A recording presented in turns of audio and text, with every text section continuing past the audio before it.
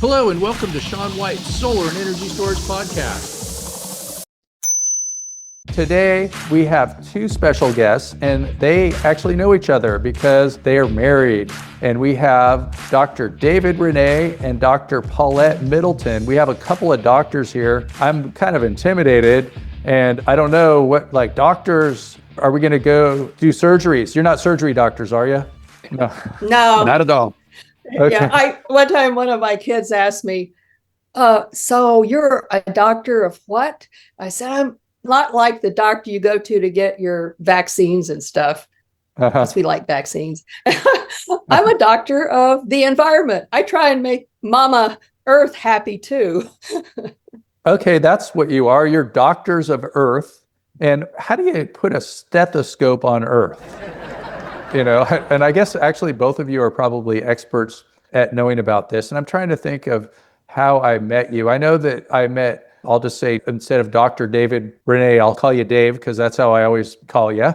And I met Dave probably when he was president of the International Solar Energy Society, which has always been called ISES since, 1954, something like that? Yeah, 1970, actually. Oh, 1970. Okay, 1970. Yeah. So for a long time. And Paulette, I think your daughter was involved with NorCal Solar too, right? And I'm right, yeah, running NorCal Solar, and you're also on the board of ASES, I believe. Is that right? Yeah, I was on the board a couple of different times, and I still work really super closely with ASES. It's a great organization. Yeah. Great. Okay, so who wants to go first and just kind of explain what you do and what you've done and your millions of years of experience? I'll just respond to your earlier question about, are we doctors of the earth? And I guess it's a good way to start this discussion. Both Paulette and I have our degrees in the atmospheric sciences.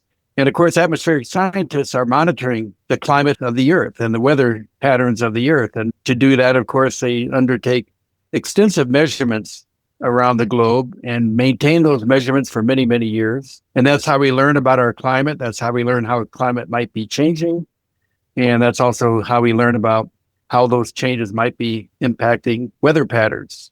And so that's how I got my start. And I went to Pacific Northwest National Laboratory after graduating from Colorado State University in 1975. And within 2 years, I got involved in their brand new wind characteristics assessment program. And that was a brand new program, started over at NSF, but then was moved to the IRDA, Energy Research and Development Administration, and run as the wind energy program. And P&L was responsible for developing all of the early wind maps and for making a number of measurements around the country to help utilities better understand the options for putting up wind energy systems. And so that's where my career, with not necessarily a transition, but from making my career into a renewable energy career using my atmospheric sciences background. And so I worked in the wind energy program at P&L for quite a few years. And then later in 1991, I switched over to solar resource assessment and went to the National Renewable Energy Laboratory that year to manage their solar resource assessment program. Wow. So you've been at it for such a long time. 1975, what was it like in the early days? Well, let's see. What was it like in the early days? Well, in terms of renewable energy, it was almost exclusively a research program. There were small wind turbines around the world. Of course, wind energy was one of the earlier commercial renewable energy programs. But even in 1975, there weren't many very large turbines. Most of the wind energy utilization was being done in small settings and with machines that were maybe from 10 to 40 kilowatts in size.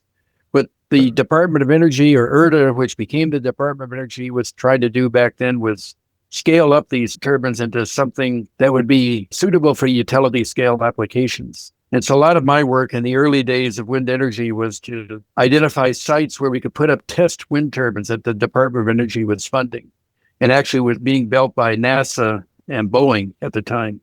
Wow. But it was still very much of an experimental phase of renewable energy. Solar was very much an experimental phase back then. Of course, it was being used for satellites and for portable radios and small applications like that. But solar photovoltaics was still far away from being a massive commercial program like it is today. And wind was just becoming a commercial program at that time. And I guess like 1975, was that when, like around the time, when did Carter get to be president? Was that 76? He became president in 76. And of course, he was one that established SERI, Solar Energy Research Institute, which eventually became National Renewable Energy Laboratory. And he also established a number of regional SERIs around the country, several of which still exist to this day. So this is a Florida Solar Energy Center. Yes, but Carter was the real pioneering president in this endeavor. Yeah. And did you ever meet him? Did he ever come in when you were at the lab? No, I never met him personally. He did come to NREL when it was SERI in the very early days, and there's still folks around that specifically met with him at that time, like Larry Kazmersky. It's one of the proud moments he likes to talk about in his early days at NREL, or SERI at that time. Uh-huh. And I kind of heard that when they changed the name, it had something to do with Reagan, right? Like he didn't like renewable energy. So. Well, I got to the laboratory 1 week before the name changed. And in fact, when I arrived there, it was called SERI at the time. I had no idea the name was changing until my second week at work. And then suddenly we were called the National Renewable Energy Laboratory. I don't really know the history behind that. Of course, Reagan was pretty hostile toward the lab in general and probably wanted to see it go away. And NREL or SERI at the time struggled during some of the years of the Reagan administration, but it survived through a lot of good work from the Colorado delegation and through some good work coming out of SERI in the early days. And so when George H.W. Bush became president, during his term was when the name was changed to NREL. I don't know all the details around the name change, but it did expand the scope of the laboratory in the public's mind to go beyond solar into all renewable energy applications. And that was a very important expansion of the laboratory scope and vision. Mm-hmm. That's real interesting. I guess you would have called that the first bump on the solar coaster. When like you have Carter, then you have Reagan, and he's taken off the solar off the White House and things like that. Or do you not see as much of that when it's mostly because what you were doing was more, I guess you could say, academic? Well, no, we definitely saw that. It was, clearly since the laboratory is a national laboratory funded by the current Department of Energy, the administration priorities do impact the funding levels and even the scope of work that's being done at the laboratories. But as I said, we have had a history of very good congressional support and support, especially from the Colorado delegation, and as well as support within the government. And so despite the solar coaster swings and ups and downs, the laboratory, it's gone through highs and lows in terms of employment levels, but it's established itself as a very solid and highly recognized institution around the world for the work that it does. And so I think that its reputation is so strong that it's going to be very difficult for anything really significantly bad to happen to it, in my view. Mm-hmm. Have things been slowing down lately because of politics over at NREL? Yes, I think to some extent they have, and certainly the focus of the work is changing to meet the administration priorities. I don't think there have been substantial funding impacts yet. There have been some. I think there have been a few reductions of force efforts in the last 9 months or so, but it's hard to predict what's going to happen going forward. But definitely there's a lot of discussion at the laboratory about, how best to manage the laboratory's portfolio of work under the new administration guidelines and trying to maintain its staff to the extent they can and to maintain the work that's being done, the excellent work. As you probably well know, over the last 20 years, especially for the last decades after I retired from the lab, they have established a substantial research campus in Golden. And they have extensive facilities, especially for doing very important work in the area of grid integration, grid reliability with high penetration renewable energy. And they've also modified the campus of what used to be called the Wind Site. It's now called the Flatirons campus, just south of Boulder. Again, they're doing extensive research on grid interconnection issues using renewables and using variable renewable energy. So I think they've really established a solid presence in the research community, and that's going to really help the lab going forward as funding issues become more and more dire to deal with here. So you must have seen the NREL go through lots of changes. Like in the early days, it was probably a lot smaller than it is now, I guess. Yeah, it's definitely got quite large, especially after the time I retired. I think it nearly doubled in size and increased its work portfolio. It's also doing a very good job of working with industry and with other research organizations to undertake joint collaborative research that's outside of the Department of Energy funding schemes. So they have certainly diversified their funding portfolio over the last decade or so. In fact, when I was there, I was involved in a lot of non-DOE funded work on the international side. So that part of the laboratory has strengthened over the last decade, I would say. So most of the time that I've known you, you were president of ISES, International Solar Energy Society. And I've met you in many different countries and different places. What was that like, and how can people get involved with these international organizations? I know just personally myself, I'm a lifetime member of ISES, and I've got to see a lot of different places.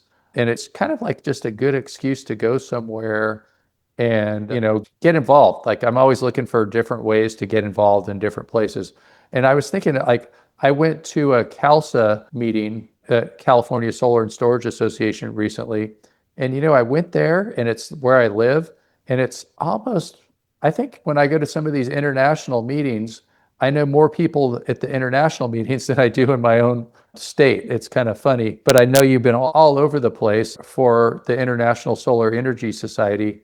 And maybe you could just tell people about the International Solar Energy Society and how it's related to different organizations like ASES and even the Global Solar Council. Sure, thanks. I would be happy to try to hopefully give a quick history of ISES. It started back in 1954 in the U.S., had a different name at the time, which I can never remember, but it was an Association for Solar Energy Research. And it actually started around the time, one of the first solar conferences that was ever held anywhere in the world, as far as I know. It was held in Arizona in 1954, November 1954. I think there are actually two conferences. There was an expo and once in Tucson and a conference in Phoenix. I might have those backwards. I'd have to pull out my history book to refresh my memory. But anyway, that kind of began the movement toward organizing researchers into a society, a single society, to really promote further research in this technology. That, by the way, is the same year that Bell Telephone Laboratories patented the first commercial solar PV solar cell. So the formation of the society wasn't directly related to that event, but it occurred the same year. So solar was suddenly becoming a very popular idea in people's minds, not only for electricity, but especially back then for producing heat and for producing hot water. Over the years, that society changed its name to the Solar Energy Society. And then in 1970, it turned out that there was a similar like-minded organization in Australia that reached out to the U.S. section or to the U.S. organization and said, let's have a joint conference in Melbourne, which they did in 1970. And at that conference, they agreed to create an international solar energy society with Australia and the U.S. becoming the first two sections. Great. And so that organization then grew as ISES. For many years, it started producing its own journal. It started organizing Solar World Congresses every 2 years. And it expanded into countries by encouraging the formation of sections of ISES around the world. Over time, probably 60 or 70 sections have been formed. Some of them still exist today. Many have disappeared over time. But basically, ISES has been promoting the research and development of solar technologies and actually other renewable technologies as it grew over time.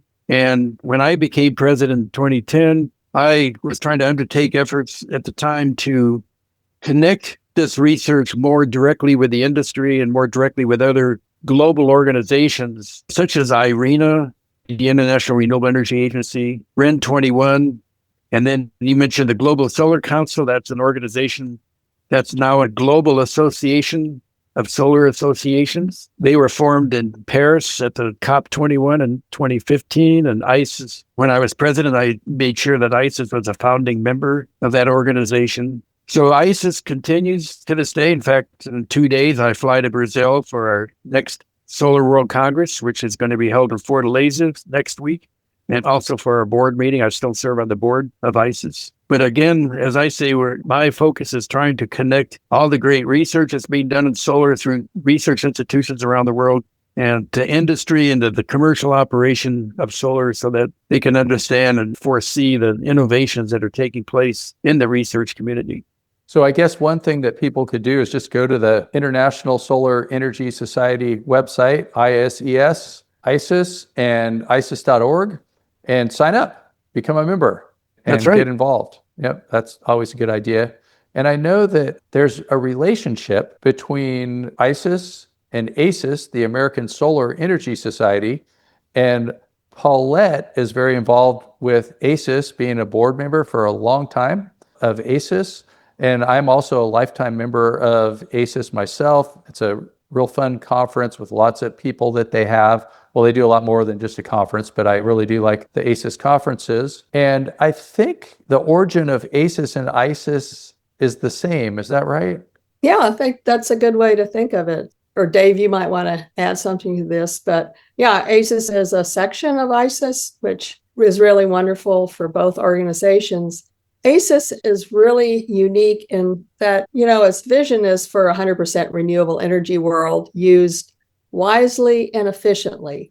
So that means not just let's get rid of all the fossils, but let's be really thoughtful about how we do it in terms of making the best use of and then making the best decisions around how we do it in order to be most sustainable and effective throughout the long term. And so as there's that, and it does that through not only a lot of communications and trying to have the best outreach, but also community building, really. And this is probably what you're thinking when you think of, I really like going to those ASES conferences.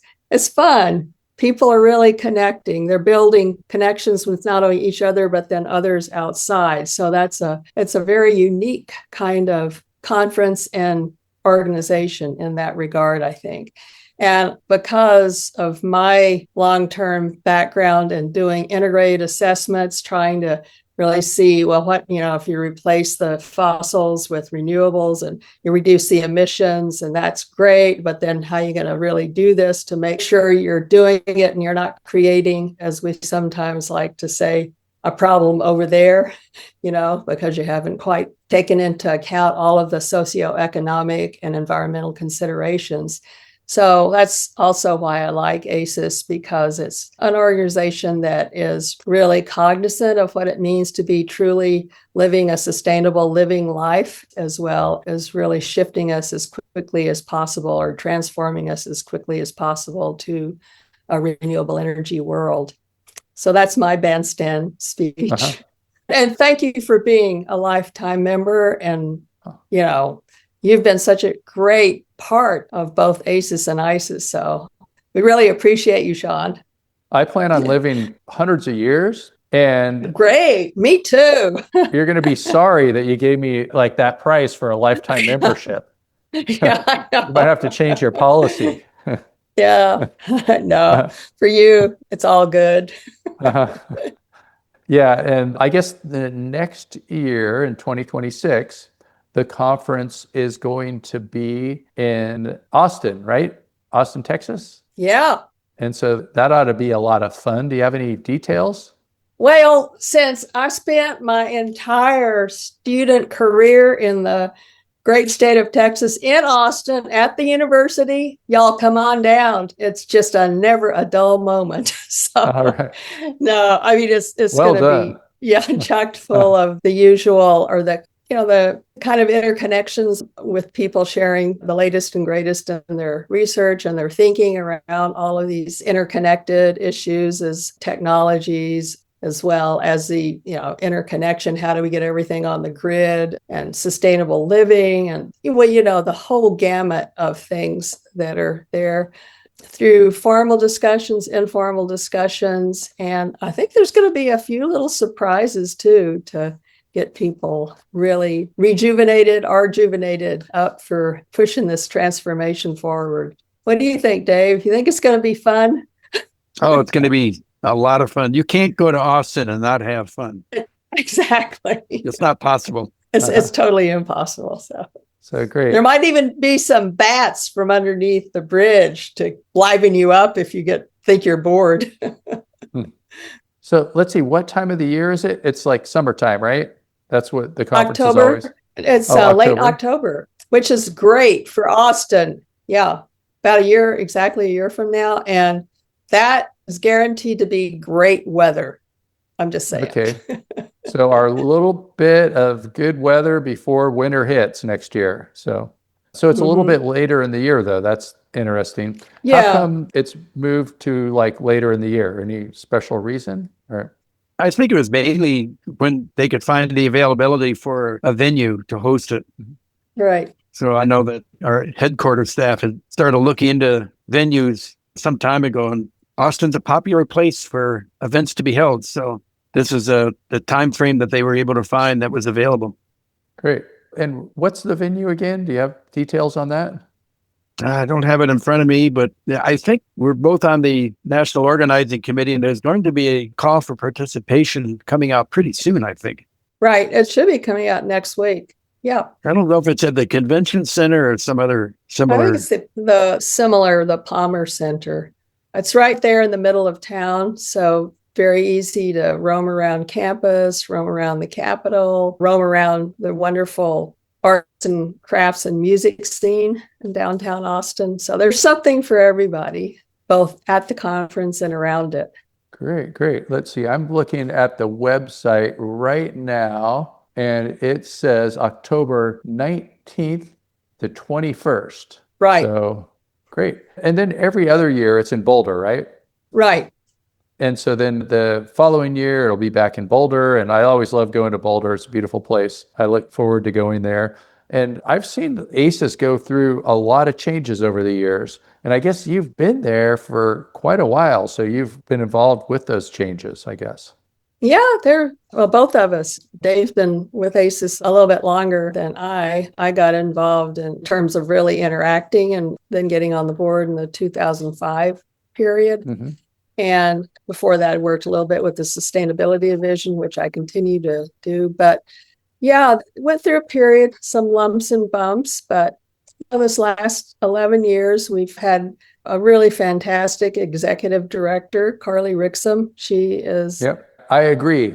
Yeah. So we're all on the roller coaster is going up, up, up, up. So we want to keep going like that. What do you think, Dave? You have any thoughts to add around that?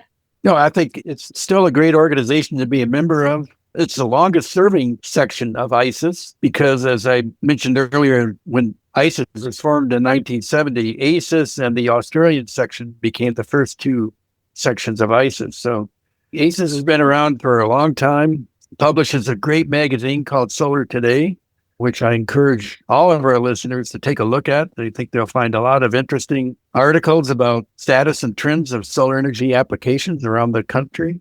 And that combined with its conferences, and it's got a number of webinars, features, webinars and web-based newsletters coming out all the time that I think you'll find very interesting and very relevant. Yeah. Plus the Solar Home Tour, which has also been around for almost 40 years. And that gives not only people a chance to explore in person, but a few years ago, ASES began to set it up so you could go on video tours, and we've even put our cabin on the tour. So it's just a lot of different ways to build community, as well as help with educating everybody about how great the renewable energy world will be, especially with their help. Yeah, so there's ISES, there's ASES, and then most importantly, there's NorCal Solar. Now that's exactly, that's you. And they're all related. So NorCal Solar is a chapter of ASES. ASES, I guess, would you say a chapter or division of ISES? And then ISES is a chapter of the Interplanetary Solar Energy Society. And that includes multiple stars in our area of the Milky Way. I like that. Okay. We call it the mothership, but the Milky Way sounds good too. Yeah, I love the mothership. That's great. I think you nailed it. Yeah, there's over 30 chapters, within the ASES family, and a number of which are also, student chapters. Yeah. Yeah. One thing that I noticed about the chapters, and so NorCal Solar, I'm, running it right now, and it slowed down a lot. Not because I'm running it. That's kind of like why I got to run it, is because it slowed down a lot. We had InterSolar in town, and so that kept us going pretty well. Mm-hmm. But it seems to me, kind of my theory, is that we were victims of our own success. So the solar industry grew because of all the things that we were all doing and trying to promote the solar industry, and everybody got jobs, and they're busy. And before people had jobs, they had more time to go out there and volunteer. And a lot of it too, a lot of people are kind of networking, trying to look for where their career is going to be in the industry. And so there used to be a number of chapters in California, and now there's just NorCal Solar. But I did notice too, I believe in some places, California is the most mature solar market in the country. In a lot of places, it's still growing. I think Texas is really active. Does that sound right? With their ASES chapter? Mm-hmm. Like I think they have like Texas, they're and then they have like active. Sub chapters and all kinds of stuff. They're like way more busy than California. Yeah.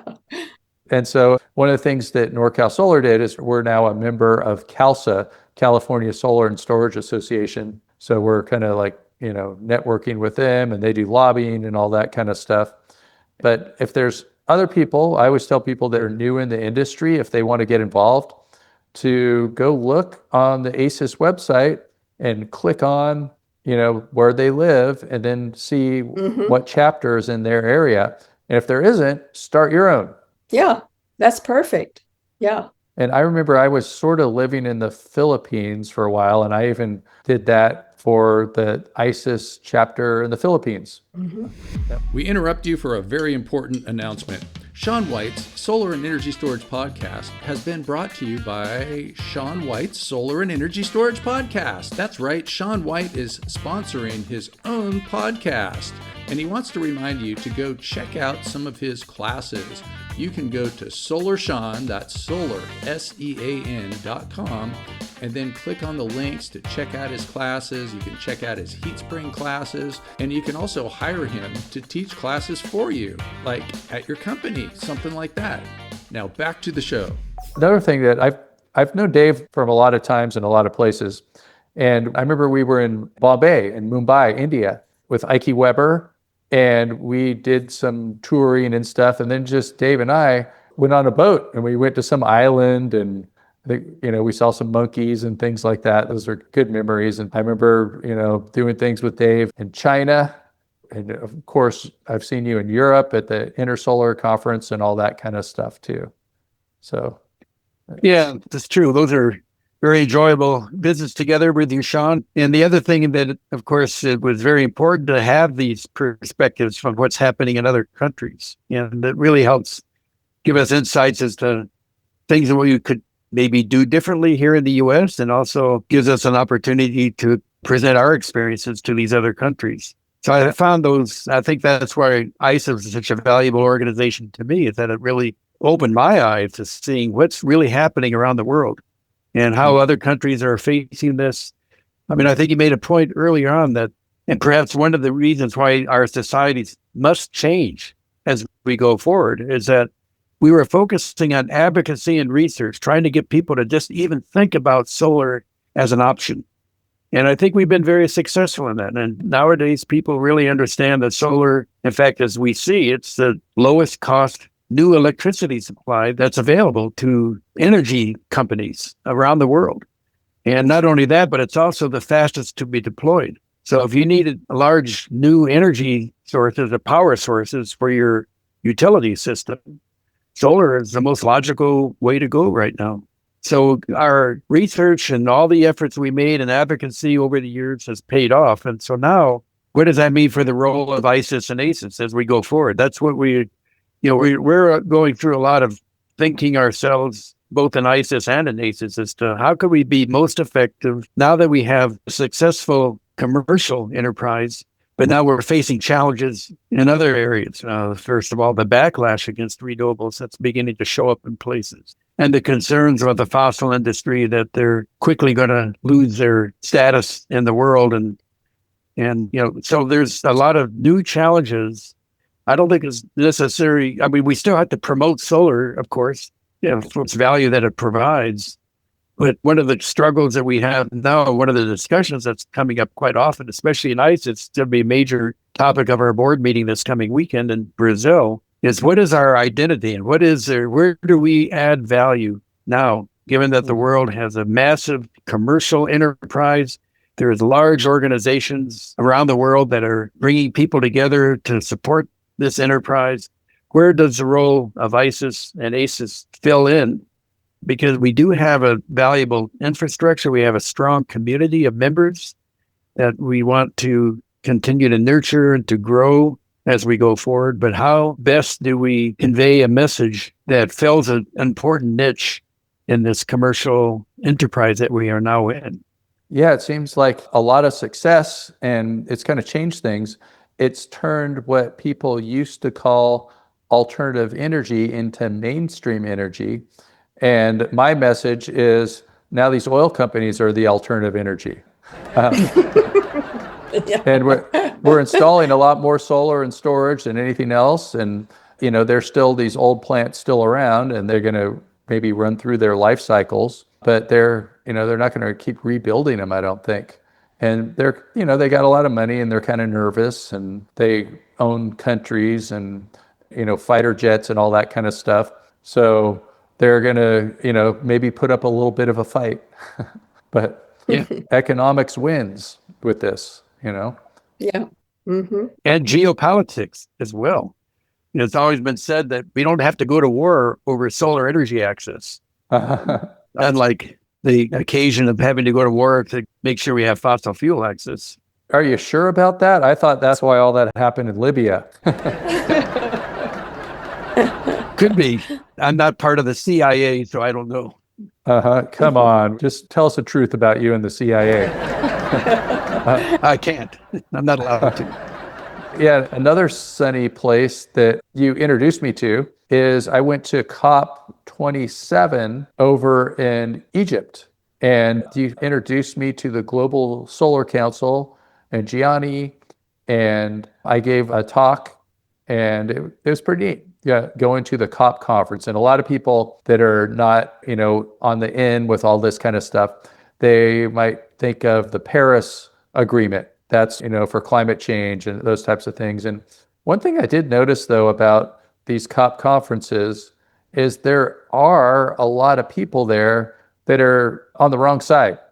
But I guess they have to be friendly and invite everyone. But if you are going to have a climate conference in an oil country, I guess, what do you expect? Yeah. And unfortunately, I will not be going to COP30, even though it's just up the road a ways from Fortaleza, where I'll be next week. But it's true, the COPs are very unique and interesting events to attend. It can be kind of overwhelming if you want to try to figure out how can you have some influence on the outcome of these, because the negotiations are sort of a separate entity from the rest of the stuff that's going on at COP. The large part of the COP is the side events and the exhibitions and all the displays and the speakers and the advocates that are out there. And then separately from all that, you have the negotiators negotiating all these details about NDCs and how do you finance developing country climate initiatives, that type of thing. So they're quite an overwhelming event to attend. I'm glad you went to Egypt. I wasn't able to go to that one, but I did go to Dubai the next year. That was one of the largest COPs ever, but I never got anywhere near the negotiations. That was all done separately from the part of the COP that I was involved in. Yeah, I think you should be in charge of the negotiations, you and Paulette. I think that would be a good idea.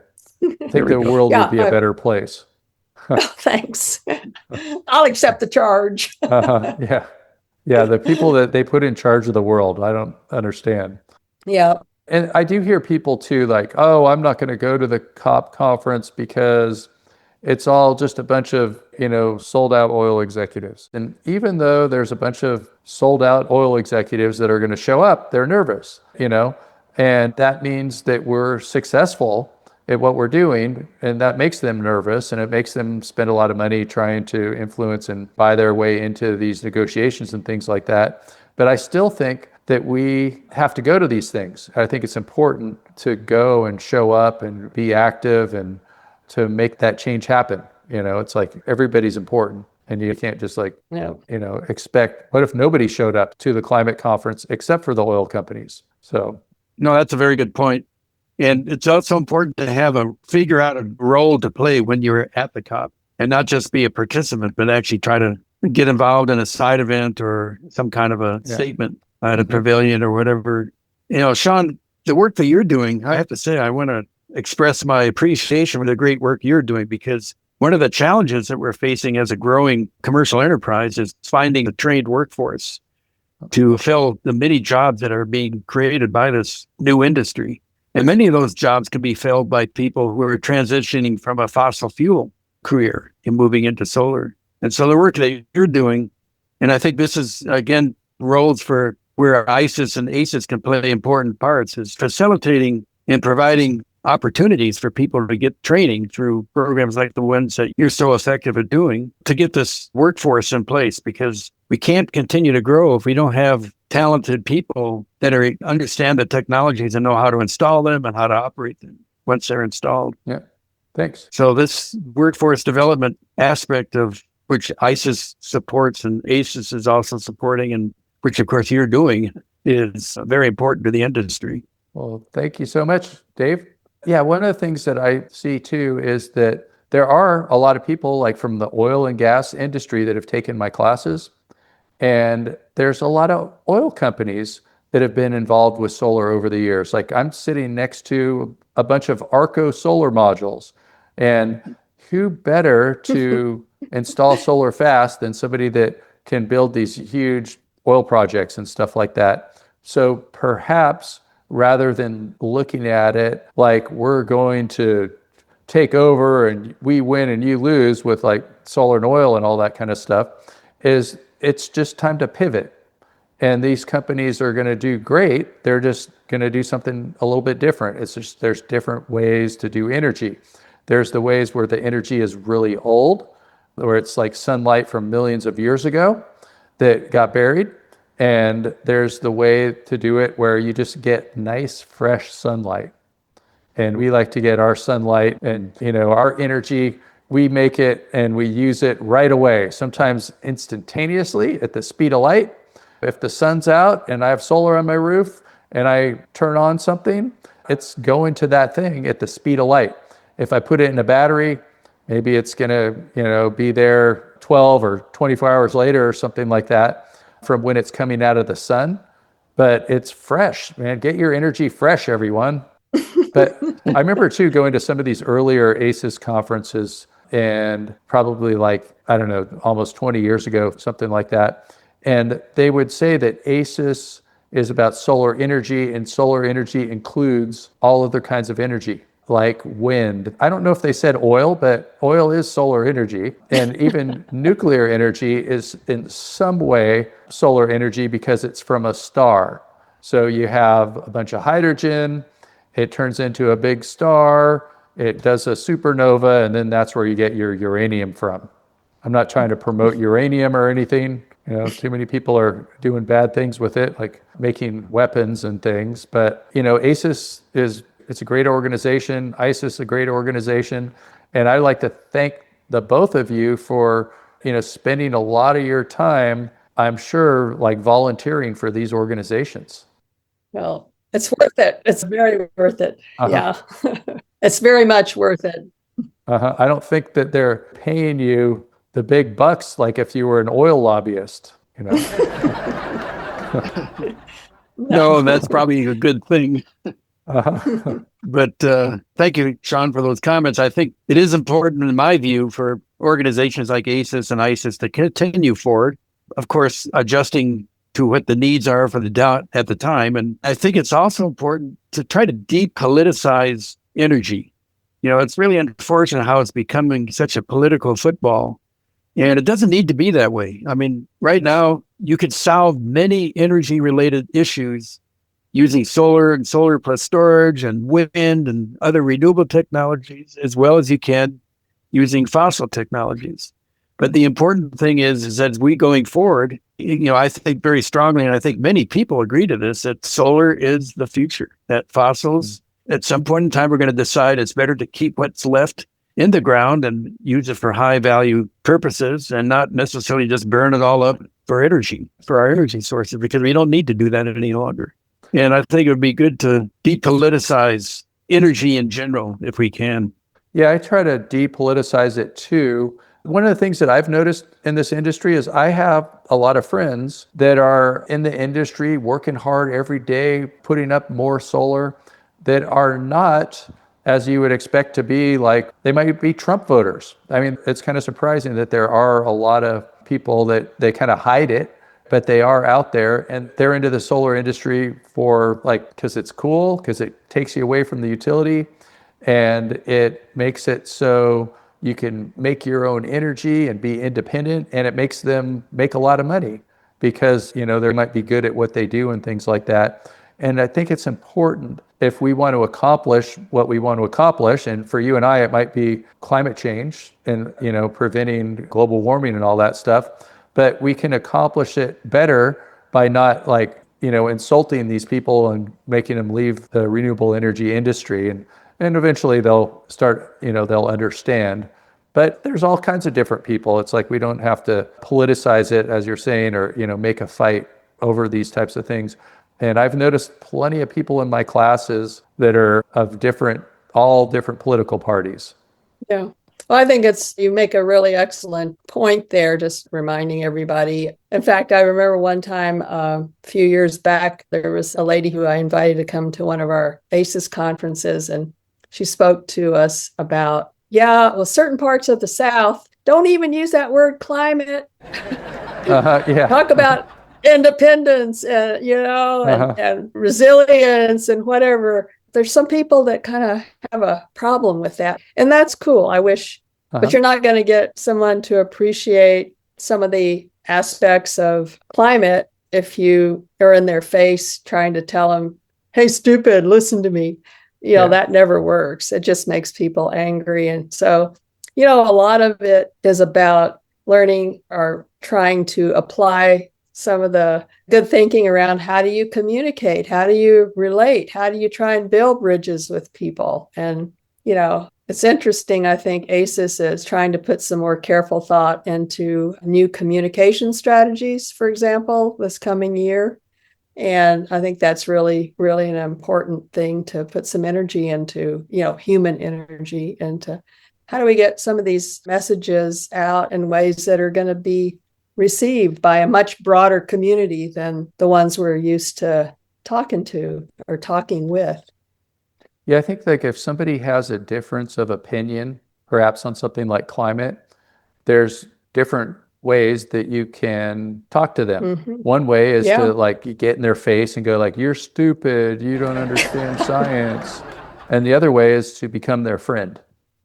And then they might just be like, these are really nice people. And I think that's one problem that we have with society right now is too many people are just getting polarized and they're not making friends with people that have opposing beliefs. Mm-hmm. And so we're just too much preaching to the choir. Exactly. Got to get out of that choir booth. I remember one time at the ASES conference, probably, 10 years ago or something like that, there was somebody that was the speaker that was from the Green Tea Party. You remember that? I'm sure you were involved with it. Yeah. And so it was they had the Tea Party, and that was the days of Sarah Palin and all that kind of stuff. I can't even remember why they called it the Tea Party, but they were maybe trying to say that they're patriots, like the Boston Tea Party or something like that. Yeah. Yeah, they were protesting the taxes that were being imposed on the tea trade, and that's why they had the Boston Tea Party. They threw all the tea overboard because they didn't want to pay taxes on it. Yeah, I'm drinking tea right now, and I don't think I had to pay tax because of them, right? That's Probably not. Yeah, because you don't pay taxes on He's food, good. I don't think. Yeah. Yeah. And so they called themselves, there was like Tea Party, which was like kind of right-wing politics. They called themselves a Tea Party. I don't know whatever happened to them, but they faded out. And then they called them the Green Tea Party. And so they were right-wing people that liked solar energy because it gave them independence and, self-sufficiency, sticking it to the utility. I mean, if you really think about, buying all your electricity from this utility that's like run by a public utilities commission and it's a monopoly, it's pretty communist, Yeah. And if you think about it too, like making your own electricity, putting solar on your roof and all that, that's more capitalist, So that might be a good way to put it for some of these people. Unless you're trying to argue against Russia, because if you're in the International Solar Energy Society, then you would just, calling out communists isn't going to help. Yeah, it's very nuanced and important to keep one's eyes wide open. Yeah.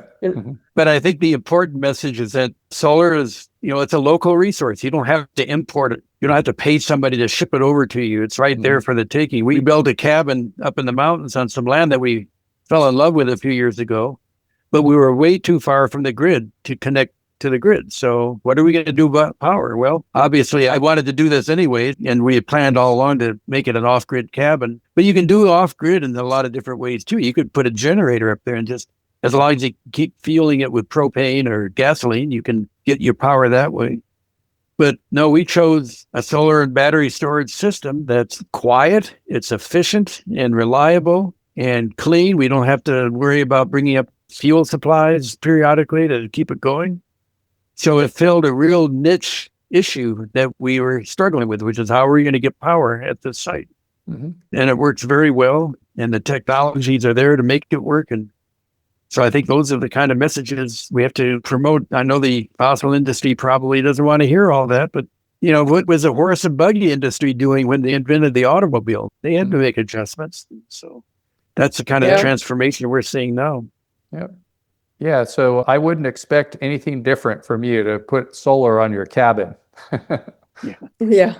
So, one thing maybe we could talk a little bit about is we've been talking about ISES, and it's the International Solar Energy Society, and along comes these bad guys, these terrorists, and they try to take away the name ISIS. They try to make it theirs. And so what happens in the ISIS board meetings when something like that happens, where like I'm sure somebody brought it up, should we change the way that we call our organization? Are we going to let these terrorists win? How did that go? Or is that top secret, only the CIA knows? No, there was a lot of discussion about that. Of course, the spelling is slightly differently. There was talk about petitioning the New York Times to not use the word ISIS because that wasn't their official name anyway. That was sort of the English adopted name.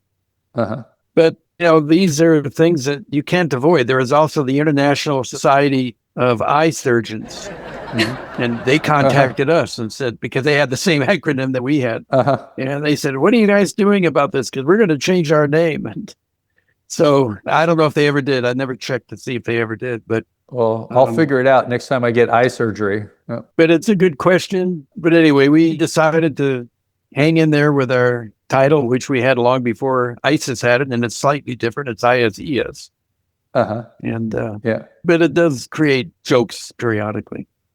Yeah, I actually did a joke, and I got in trouble. Like people didn't like how I, so I'm not going to do that right now. I'm not going to make any jokes. Leave that out of your joke. Yeah. Your jokes. Yeah, no ISIS jokes. It's against the rules. It'll get you in trouble, even though it was, about the International Solar Energy Society and somebody trying to steal your name and not winning. So, well, great. Well, we've had a pretty good talk here. Let's see, is there other things that we should talk about? I know that Paulette has some other organizations, Panorama Pathways. Oh, it's my consulting firm because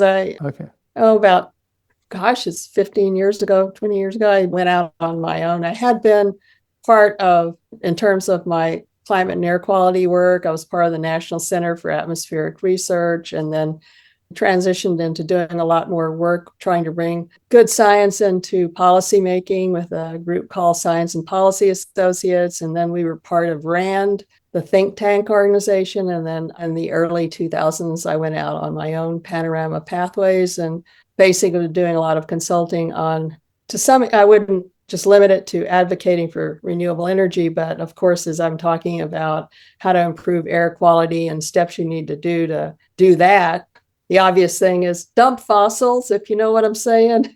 So did a lot of work with government folks and with Indian tribes, trying to help them do better or make sure that they could advocate properly for cleaning up their air because of the dirty things around them. So yeah, that's what Panorama Pathways is all about. Yeah. Great. Okay. I always wondered. Okay. Great. And then another thing, I think both of you on your LinkedIn pages, Aspen Hill Films, is that right?